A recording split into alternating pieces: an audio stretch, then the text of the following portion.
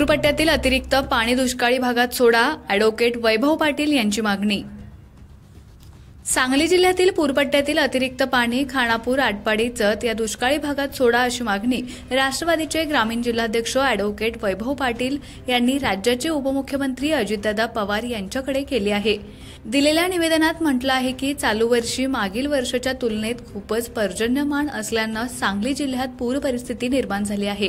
कोयना आणि वारणा धरणातून पाण्याचा मोठ्या प्रमाणात विसर्ग सुरू आहे। त्यामुळे कृष्णा, वारणा नदीच्या पाणीपातळीत वाढ होऊन या नद्यांच्या काठावरील गावात पूर परिस्थिती निर्माण होत आहे।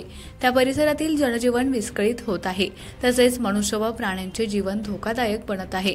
यावर उपाययोजना म्हणून प्रशासनाने या धरणातून वाया जाणारं पाणी दुष्काळी पट्ट्यात फिरवलं असता दुष्काळी भागात पाण्याचा तुटवडा भासणार नाही आणि नदीकाठच्या गावात पूर परिस्थिती निर्माण होणार नाही।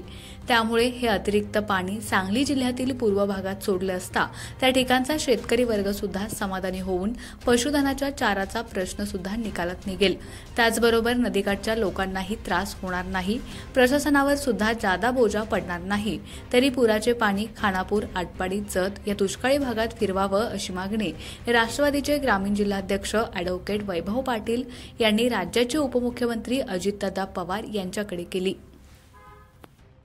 खानापूर तालुक्यातील एकमेव सर्वसमावेशक हक्काचं न्यूज चॅनल विटा लाईव्ह न्यूज चॅनल।